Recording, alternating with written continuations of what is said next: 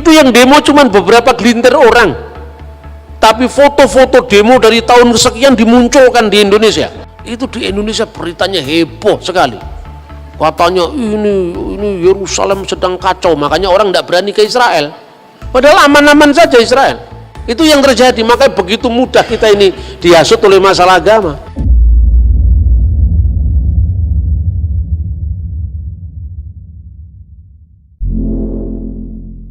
Makanya pada saat sekarang ini ada seorang Arab Kristen Palestina, namanya adalah Hanan Nasrawi. Dia selalu memenangkan diplomasi di forum internasional. Kalau pihak Hamas itu pihak Islam yang garis keras itu munculnya setelah Intifadah tahun 1987. Mereka selalu mengatakan hapus peta Israel dari muka bumi, ya itu kan cakar PDW itu. Gitu? Karena ini tanah wakaf umat Islam sampai akhir zaman, dia semaunya sendiri kan, ya begitu hukum internasional. Dan dokumennya tidak ada seperti itu. Tanah wakaf itu kan urusanmu. Tahu hukum internasionalnya seperti apa? Hanan Nasrawi sadar, sebagai seorang Kristen dia tahu Alkitab pasti. Bukan hanya tahu Alkitab, dia tahu dokumen-dokumen sejarah. Bahwa kalau kita memakai dalil keagamaan kita mesti kalah. Karena memang baik Al-Quran maupun Alkitab kalau dalil agama membenarkan kepemilikan Israel. Lalu dia pakai dalil HAM. Waktu saat ada konflik tanah, bahwa ada orang-orang Israel yang menguasai tanah itu secara paksa, pembayaran ganti rugi nggak dilakukan, orang ini terusir. Terus ditanya di forum internasional, di PBB, orang yang bersangkutan itu dihadirkan. Ini tanah milik siapa? Negara Israel mengklaim ini tanah wilayah Israel. Ya, saya tahu ini wilayah Israel. Tapi tanah itu miliknya siapa? Ini tanahnya pemerintah Republik Indonesia. Tapi gereja ini sertifikatnya namanya siapa? Kan gitu kan persoalannya. Tetangga sebelah itu masa ada sertifikat miliknya Republik Indonesia? Enggak kok. Sertifikatnya itu punya siapa? Misalnya punya Tuan Samuel. Tuan Samuel berasal dari mana tanah ini? Dari bapak saya Tuan Daud. Tuan Daud dari mana? Oh, dari kakek saya Tuan Sulaiman. Oh, jelas. Mana sertifikatnya? Ini sertifikatnya. Sertifikat ini tidak dicabut ketika Israel menguasai tempat ini. Terus kemudian forum internasional mengatakan, serahkan ini kepada yang punya. Bahwa wilayah ini sekarang menjadi wilayah Israel itu no problem. Silahkan, wong itu wilayah negara. Tapi sertifikatnya siapa? Ya, orang ini serahkan.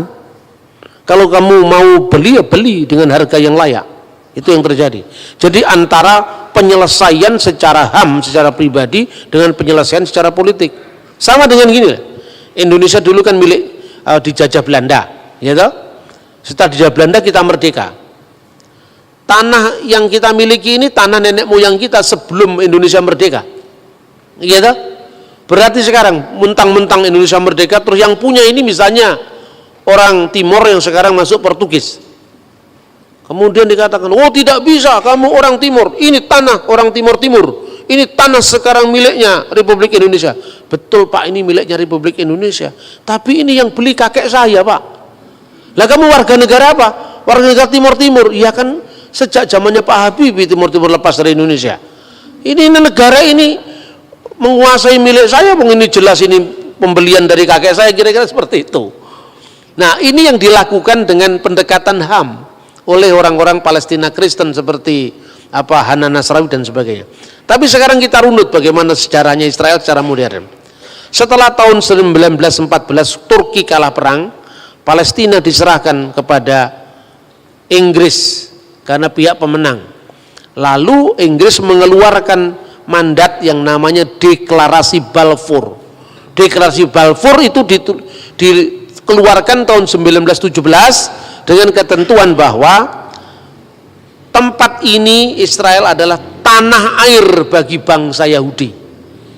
Nah, lalu menimbulkan protes bagi orang-orang lokal yang menghuni tempat itu sebelum pendatang-pendatang Yahudi datang ke tanah Israel. Ketika terjadi proses rakyat itu, mereka kan warga negara, dulunya kan warga negara Turki. Tapi kan Turki sudah kalah perang dunia pertama, harus diserahkan kepada Inggris. Inggris mengeluarkan Deklarasi Balfour yang mengatakan itu tanah milik itu tanah air Israel. Orang-orang yang menduduki tanah itu sebelum Israel datang, artinya orang-orang Yahudi yang datang dari barat tadi keberatan. Lalu pada tahun 1937 dikeluarkan yang namanya Komisi Lordville, karena ada orang yang namanya Tuan Ville, maka Lordville. Di sana dibuat obsesi pilihan, ya, tanah Israel di tanah yang sama itu, di tanah suci itu, pembentukan dua negara dalam koeksistensi damai, yaitu negara Israel dan negara Palestina. Itu ditawarkan tahun 1947, dikeluarkan lagi resolusi PBB 181 yang mengatakan mengulangi kembali solusi dua negara. Di tanah suci ada dua negara, yaitu negara Israel dan negara Palestina, dengan catatan kota Yerusalem tidak boleh, Yerusalem Timur tidak boleh menjadi ibu kota salah satu negara yang berkonflik. Yerusalem Timur harus ditentukan statusnya secara hukum internasional sebagai corpus separatum, sebagai bagian yang terpisah di bawah hukum internasional. Takhta Suci Vatikan sepakat dengan PBB, Israel sepakat dengan PBB, tetapi orang Palestina menolak karena dihasut oleh suku orang-orang Arab tetangganya. Oh, tidak bisa, mereka tidak mau terima. Status wilayah tanah suci itu statusnya kosong kekuasaan. Karena apa? Ini kan statusnya masih di bawah mandat internasional, mandat Inggris yang memenangkan perang dunia pertama, kan itu kan? Berarti statusnya apa? Statusnya dia kosong. Ketika orang-orang Palestina masih sibuk menolak dan mereka punya agenda menghapus Israel dan tidak ada negara Israel sampai kapanpun juga di wilayah Palestina. Sementara status quo negara wilayah itu dalam kondisi tidak lagi di bawah Turki, karena Turki sudah kalah perang sama lawan-lawannya yang antara lain Inggris. Israel curi start untuk kemerdekaannya. Ya, mumpung ini masih kosong, tidak di wilayah siapa-siapa, kemudian ada deklarasi Balfour yang mendukung itu tanah air Israel. Soal Palestina nanti mau terima atau tidak urusan lain. Yang penting sudah ada jalur hukum bahwa ini adalah statusnya kosong. Maka dia proklamirkan kemerdekaan 14 Mei 1948. Itu kira-kira seperti itu loh. Jadi kalau saya membahasnya kan netral saya ngomong sejarah ya sejarah. Begitu 14 Mei 1948 negara Israel diproklamirkan, negara-negara Arab mengeroyok Israel. Salah satunya Libanon, Suriah, Irak, Yordan, Mesir, dan Saudi Arabia. Negara-negara Arab yang mengeroyok Israel itu tidak semuanya Islam. Libanon mayoritas Kristen waktu itu. Jadi tidak bisa kita batasi hanya konflik agama. 5 negara tadi kalah semua sama Israel. Dan ini orang yang heran, pengamat militer juga heran. Ini negara kecil baru bangkit begitu, kok bisa menang sama negara-negara raksasa dari 5 negara loh. Lebanon, Suriah, Irak, Yordan, Arab Saudi. Bahkan kemenangan itu telah menambah wilayah yang dulu kan ditentukan ini wilayah Israel, ini wilayah Palestina oleh mandat PBB, resolusi 181. Dengan kemenangan perang itu dia menambah wilayahnya 50% lebih. Jadi dari dulu yang menjadi wilayahnya Palestina sekarang menjadi wilayah Israel. Lah, ini kan bukan pencaplokan, ini menang perang kok. Salahnya sendiri kamu menolak kemarin. Kalau kamu menerima opsi 2 negara, selesai kan wilayah masing-masing. Lah ini kamu menolak, kemudian kamu ngelawan kami, kemerdekaan kami perang dan kamu kalah. Lah ketika kalah kan kemudian wilayah yang dimenangkan tadi secara hukum internasional diakui sebagai pemenang perang. Seperti kasusnya menangnya perang Inggris dan sekutunya atas Turki dan sekutunya. Gitulah kira-kira. Nah, perlawanan tidak berhenti. Mulai muncul selain perang tahun 48, lalu disusul lagi perang 6 hari tahun 1967, terakhir perang Yom Kippur 1973. Di peperangan Yom Kippur itu menarik. Orang Yahudi pada masa raya kan tidak boleh perang, diserang mendadak, tapi ya menang akhirnya. Nah, ketika Israel itu menang, ini menjadi problem bagi negara-negara itu. Kemudian perjanjian terus dilakukan. Muncullah Yasser Arafat. Yasser Arafat itu istrinya orang Kristen, menikah campur itu, menikah beda agama itu. Jadi di Timur Tengah itu istrinya tetap Kristen, makanya dulu kalau Natalan selalu istrinya itu datang ke gereja, ikut liturgi sampai selesai, Arafat menunggui di sampingnya. Di Timur Tengah yang begini bukan pemandangan yang aneh. Biasa ulama masuk gereja mengucapkan selamat Natal itu biasa. Itu yang dilakukan oleh Rafsanjani di Iran, yang dilakukan Syekh Al-Azhar di Mesir, yang dilakukan mulai Presiden Yasser Arafat sampai Presiden Mahmud Abbas. Palestina sekarang itu biasa. Hanya orang Indonesia aja yang lebih Arab ketimbang orang Arab. Tapi ya sudah, ini kan urusan akidah masing-masing, silakanlah. Saya cuma membandingkan bahwa mengucapkan selamat Natal di negara-negara Arab itu bukan hal yang aneh itu loh. Kemudian solusi dua negara tadi diterima oleh Arafat. Arafat menerima solusi dua negara, tapi pada pihak lain tetap intifadah jalan. Artinya ada orang Palestina moderat di garisnya Fatahnya Arafat ini, lalu orang Palestina yang garis keras, faksi agama, melahirkan yang namanya Hamas. Pada saat keras-kerasnya intifadah itu tahun 1987. Akhirnya sejak saat itu Palestina terbelah menjadi dua, yaitu faksi Hamas dan faksi Fatah. Itu yang terjadi seperti itu. Nah, pada saat sekarang ini setelah pemilu tahun 2006 ya, kemudian sebelum itu ya tahun 80-an itu sampai Presiden Anwar Sadat mati terbunuh itu kan karena perjanjian damai dengan Israel. Nah, 50% lebih dari kemenangan perang tadi lewat meja perundingan sama Israel dikembalikan ke Mesir.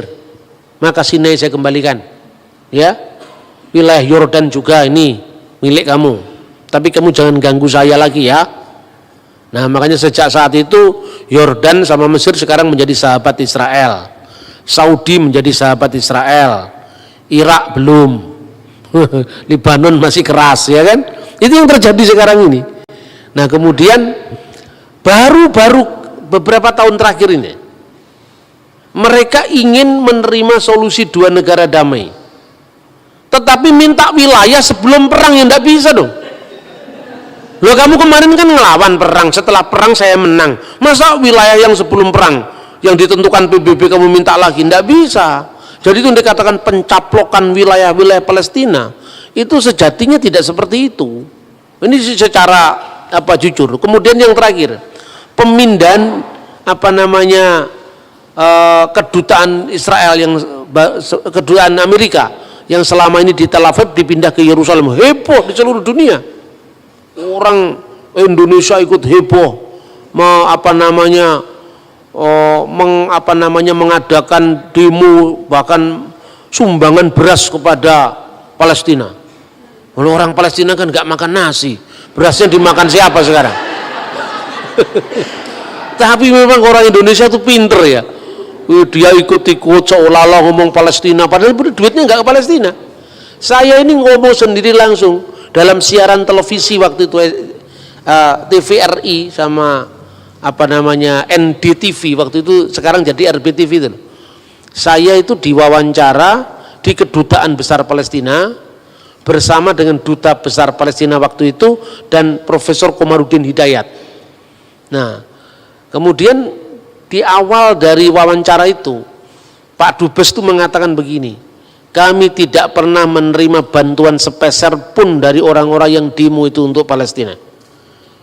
Justru bantuan dari PGI yang kami terima, bantuan dari KWI yang kami terima.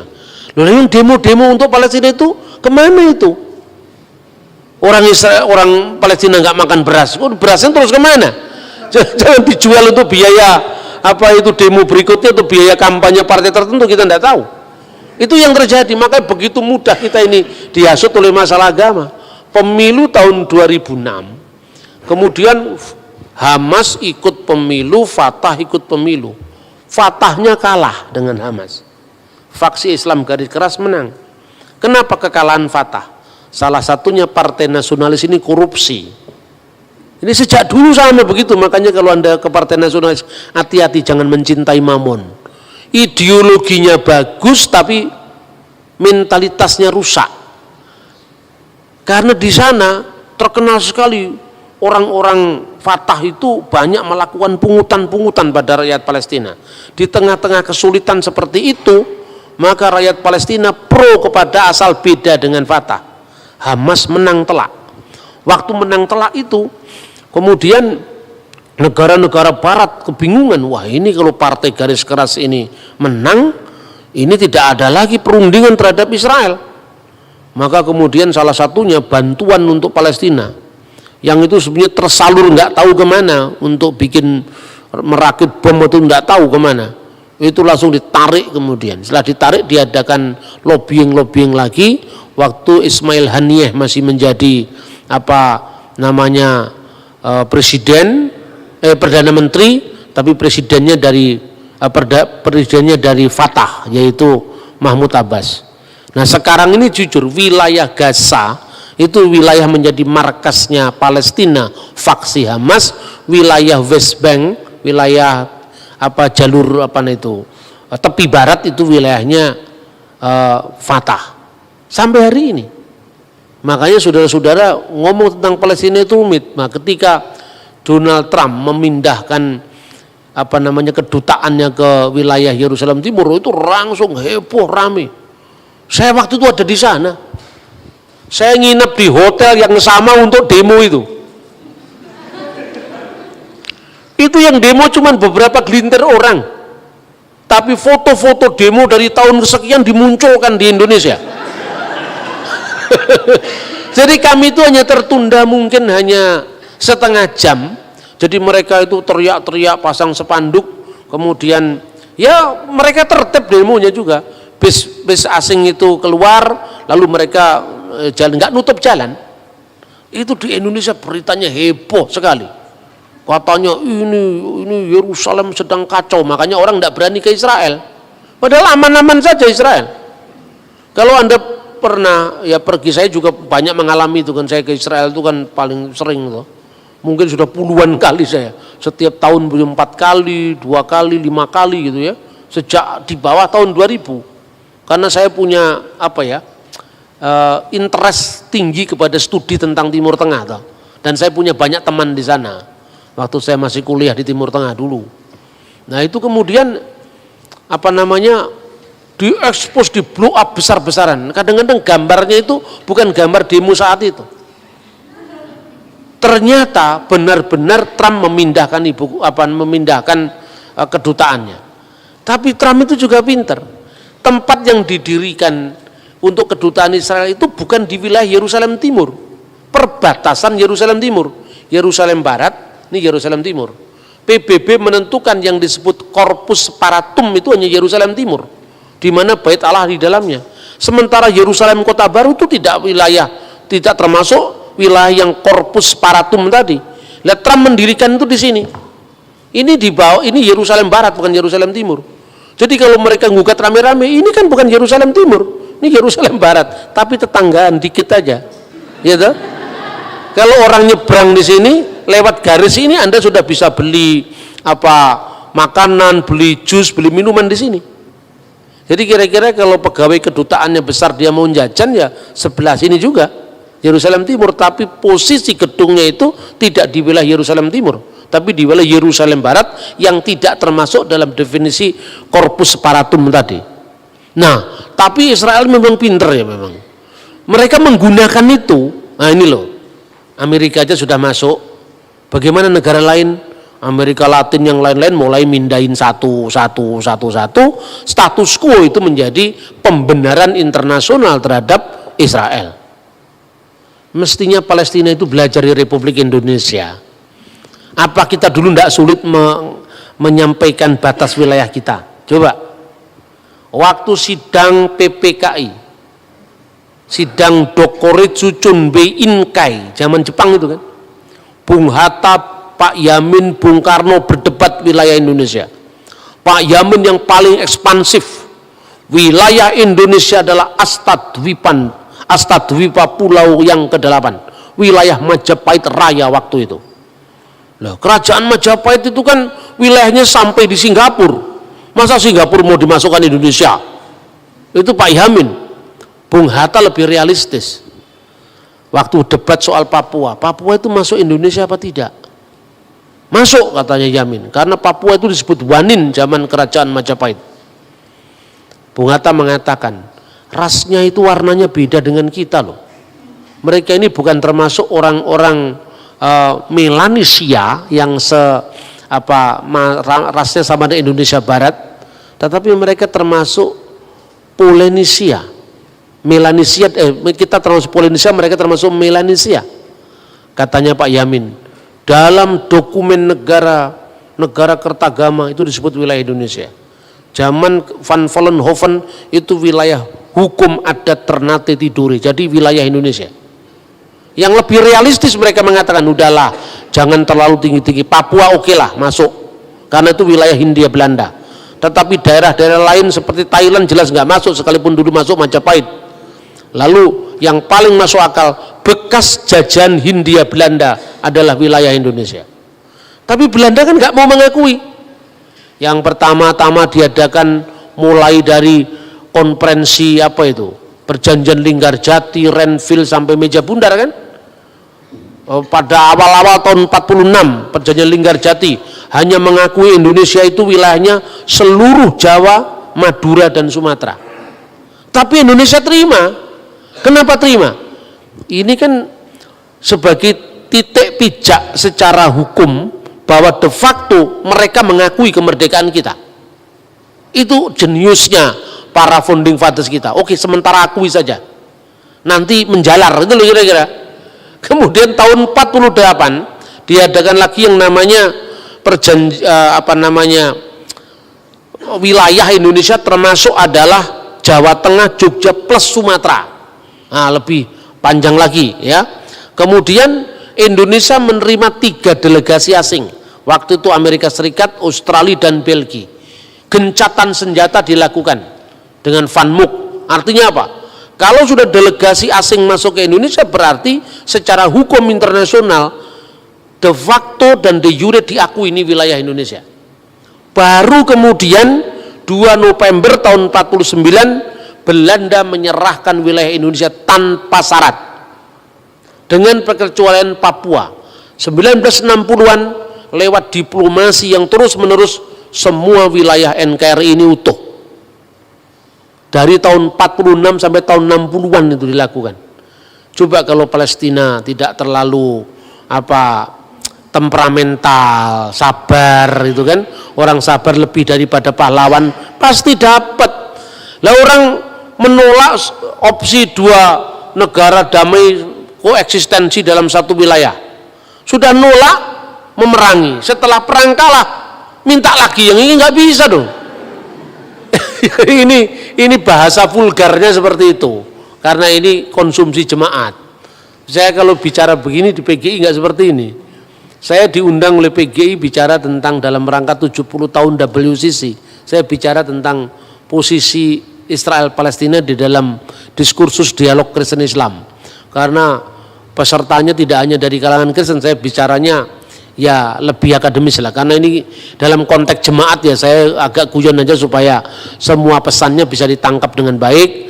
Lebih-lebih yang dari STT, dari sekolah teologi, kiranya ini bisa memperkaya wawasan kita tentang tanah Israel dan segala problematiknya, baik dari aspek biblical maupun dari aspek hukum internasional dan kacamata politik modern. Terima kasih.